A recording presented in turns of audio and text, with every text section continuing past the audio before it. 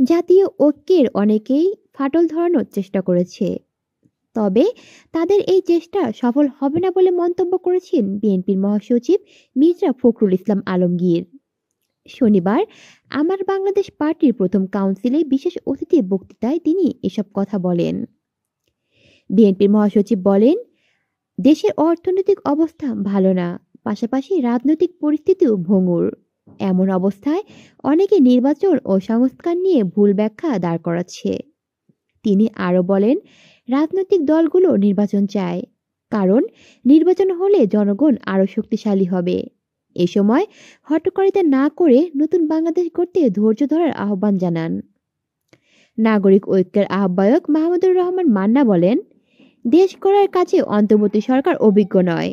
যারা ২১ পণ্যের উপর ভ্যাট বাড়াতে পারে তারা মানুষের কথা বোঝে না। এই সরকার থিওরি দিয়ে চলছে, এমন চলতে থাকলে মানুষের সংস্কারের উপর থেকে আস্থা হারাবে। কলি শিকদার, বাংলা নিউজ নেটওয়ার্ক।